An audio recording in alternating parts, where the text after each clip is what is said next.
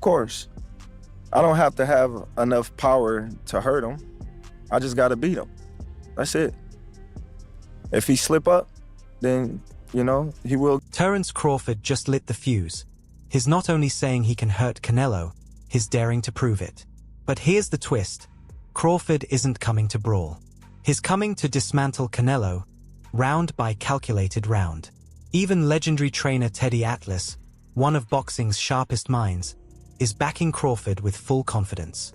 Atlas said, "I'm taking Crawford. Handle it all. That's it. I am." He made it clear, this isn't about underestimating Canelo's greatness. It's about recognizing what Crawford brings right now. The timing, the poise, the killer instinct. Teddy sees it all in Crawford. And when a veteran like Teddy puts his faith behind a fighter, it's not just hype, it's a warning. He genuinely believes Crawford has what it takes to knock Canelo out or, at the very least, school him over 12 rounds.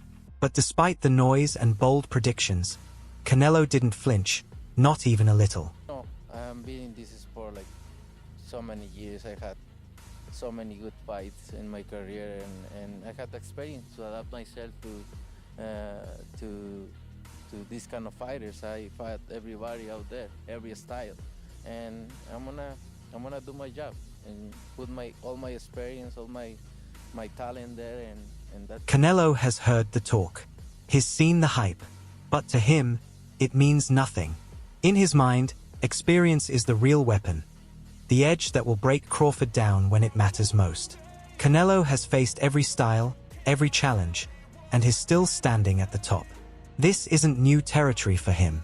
And when a fighter as battle-tested as Canelo calmly says he's coming to do his job, it's not arrogance, it's a quiet, cold warning. But Canelo didn't stop there. He made one thing crystal clear. He's not just another elite boxer stepping into the ring. He said, I'm different. I'm a lead fighter. That's the difference. Big difference. This wasn't cockiness. It was conviction. To Canelo, Crawford may be great, but he's built differently. Canelo isn't coming to match skills. He's coming to take control. To dictate. To dominate. He's been through the fire before, and he's always come out stronger. And when a man like Canelo starts speaking with that kind of calm intensity, you can feel the storm building. Even he admitted, this fight was never part of his plan. In fact, he never imagined he'd one day share the ring with Terence Crawford. Never thinking about the fight Crawford, I never in my life, because he's a low weight than me. So, but I never thinking about it. But that's the fun part of boxing. You never know what is gonna happen, right? And now we are here. And I'm glad to share the ring with one of the best fighters out there, and I'm just can't. That's the beauty of boxing, where the unexpected becomes reality. Now that the fight is official, Canelo isn't just ready, he's thrilled. He respects Crawford's rise, respects the challenge, but make no mistake, he's not backing down. This fight is about pride, about legacy, about proving once again why he sits at the top of the mountain. The calm before the storm has never felt this electric. And then, Canelo dropped the sharpest line of all. He drew the line in the sand and made it crystal clear. Crawford just isn't built for this weight class. Never. So, Never. So he will never beat you. Obviously he's a special fighter. He's a good fighter, but that's why they are good weight classes, right? And we're gonna find out September. Canelo didn't sugarcoat anything. He called it like he sees it. Crawford? A special fighter, no doubt. But in Canelo's eyes, not his size, not his level. That wasn't trash talk. It was cold, calculated truth coming from a man who's fought and beaten giants. He's not just questioning Crawford's skills. He's questioning whether Crawford belongs in the same ring. To Canelo, weight classes exist for a reason, and come September, he plans to show exactly why that difference matters. I won't say like to, it will end with my hand rose, making history. I like that answer, but talk some shit, bud. Listen. You know, I might be the smaller fighter, you know, but Canelo can testified to this. He went up against bigger fighters and been victorious. You know, so all that smaller fighter and I'm the bigger fighter, that goes out the window when you guys. But Crawford didn't stay silent. He clapped back, with precision, just like he does in the ring. He made one thing absolutely clear. Being the smaller man doesn't mean being the weaker one. In fact, he reminded everyone, Canelo himself has beaten bigger opponents. So using size as an excuse? That doesn't fly. Crawford believes skills beat size every time. He's not here to survive. He's here to take over. No fear, no hesitation. Just pure, unshakable confidence wrapped in elite-level experience.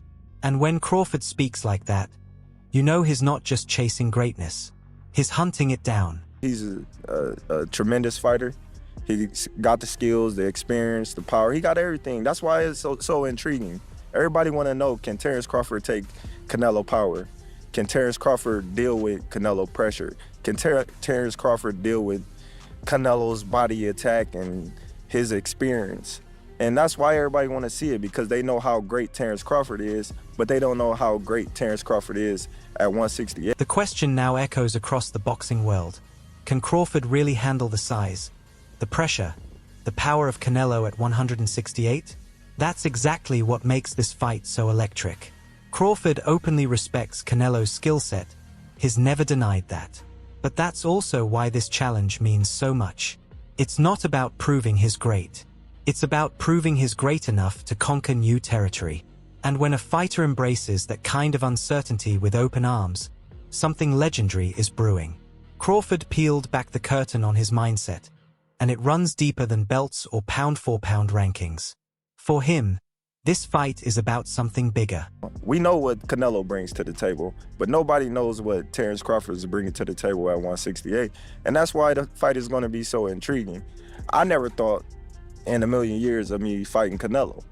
Never, you know, watching him as he coming up, you know, and rise, and me at a smaller weight class, you know, it was never a thought of fighting him. But as I got bigger and as, you know, the great fighters started retiring, Canelo is the last great, Terence Crawford the last great. So why not make it a super great fight? That's why I chose Canelo. Even Crawford admits it. He never imagined facing Canelo. Not even in his wildest dreams. But the sport changed. Champions retired. Time moved on. And now, the spotlight has narrowed down to just two names. For Crawford, this isn't just a big fight, it's the fight. A meeting of the last two greats still standing. When destiny lines up like this, history isn't written, it's earned. Crawford didn't need to say much. No fluff, no theatrics, just quiet belief. And in boxing, that's louder than any prediction. I never say how a fight gonna end. If you watch Terence Crawford's whole career, I never came and predicted I was gonna knock somebody out or I was gonna do this. But every time I did say something, I said I was gonna win, and I'm saying that right now. He's never been the guy who brags about knockouts or guarantees how a fight ends. That's not his style. But what Crawford does say, every single time, is this: I'm going to win.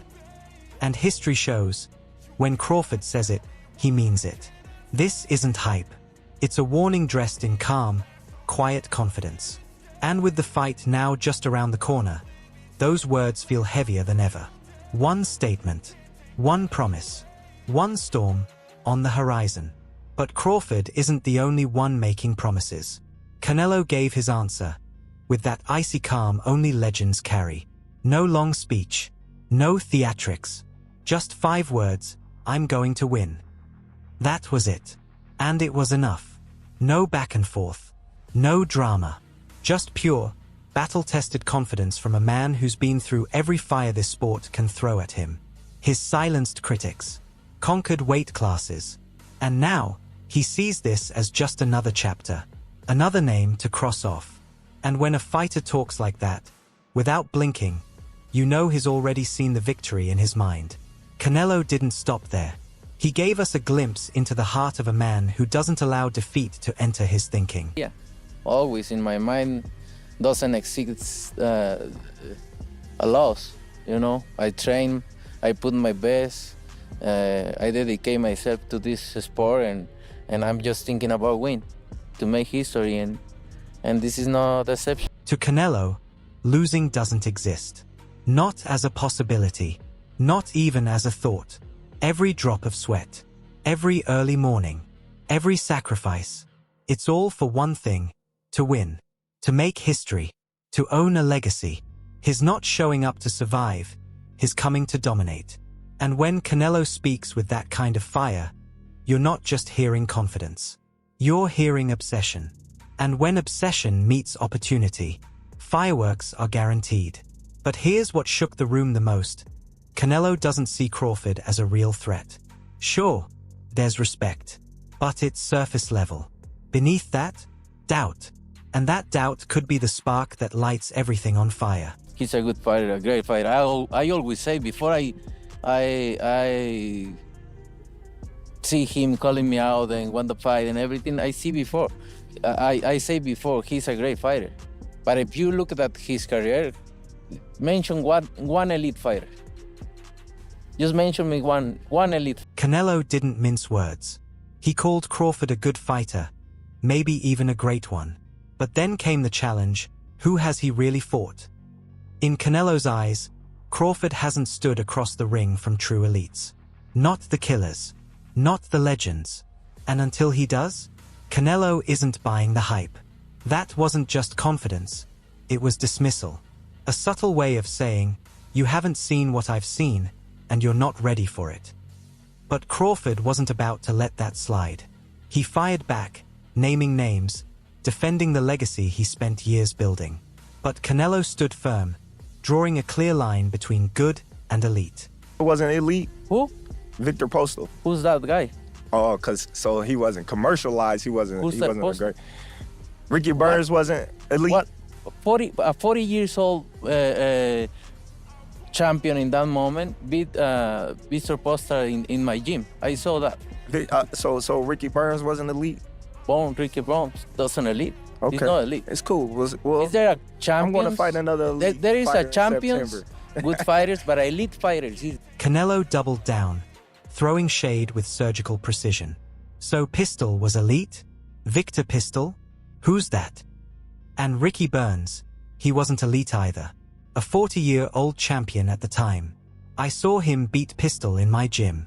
That doesn't make him elite. To Canelo, those names weren't enough. Not impressive, not intimidating, and certainly not elite. He didn't care about belts or stats.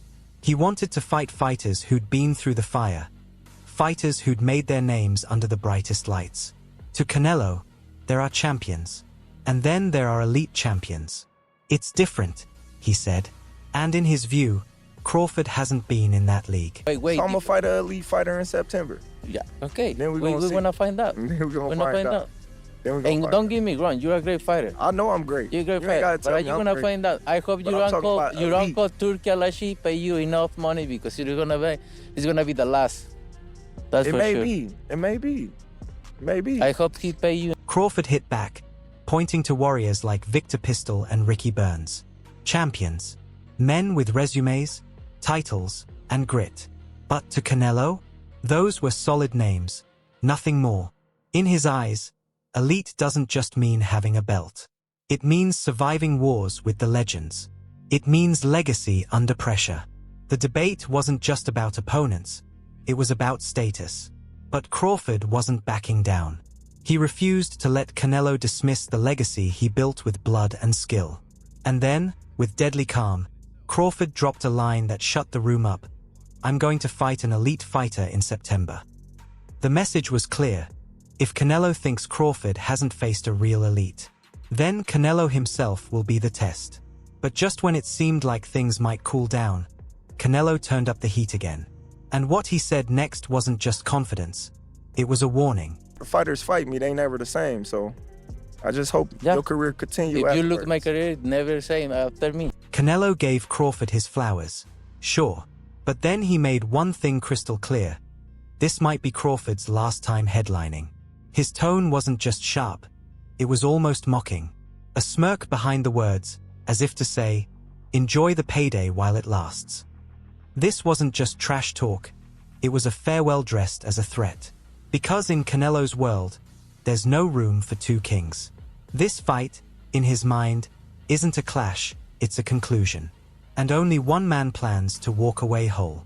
But Crawford wasn't rattled. He fired back with ice in his voice. And Canelo didn't blink. Canelo got a great resume. You know, I'm not going to take it away from him. He's fought a lot of great champions. But, you know, at the age that he fought him in, you know, they was already on a decline, some of them, you know, and when he didn't, you know, you see what happened. Crawford didn't just predict victory, he promised damage. According to him, stepping into the ring with Terence Crawford changes fighters forever. His claim wasn't about scorecards, it was about scars. But Canelo? Calm, composed, defiant. He dared Crawford to say the same thing after the final bell. At this point, it wasn't just back and forth, it was personal. Two champions, both unshaken, both are convinced the other won't survive the aftermath. The tension had turned to fire. And then Crawford dropped a shot that hit deeper than any punch. You know, he fought Laura, you know, and I thought Laura beat him. You know, he fought, you know, Mayweather. You see what happened. He fought Bivol when he went up and tried to be great like I'm doing. And, you know, he came up short. You know, when he fought my boy from Texas, you know, they gave him problems. But, you know, it is what it is. He acknowledged Canelo's resume, called it impressive. But then, he questioned when those wins happened. Crawford claimed many of Canelo's big-name victories came after his opponents had peaked. And the ones who weren't past their prime? Well, the results speak for themselves. It was a clever jab, sharp, subtle, and surgical. Crawford wasn't just questioning Canelo's past, he was setting the tone for the future. Because this time, he's not just coming to win, he's coming to expose. And he came armed, not with just words, but with receipts. Names, moments, outcomes. He peeled back the polish on Canelo's legacy and let the raw truth shine through. Now, I got the skills, I got the heart, and I'm not going to sit around and, you know, play no games with Canelo, you know, because he's not going to play no games with me, and it's going to be a good fight, and I'm excited. I'm excited. Crawford pointed to the losses. Mayweather, Bicol, and the brutal wars Canelo barely escaped, like the one against his fellow Texan. Every example was deliberate, a reminder that even the biggest stars have cracks. But this wasn't disrespect. It was strategy. Crawford's message was clear: I've studied you. I've seen the blueprint. And I'm coming for the gap. He wasn't just playing mind games anymore. This was war prep. Raw, focused, relentless. Crawford isn't just here for belts. He's not here for status. He's here to dismantle a legacy and take the crown by force.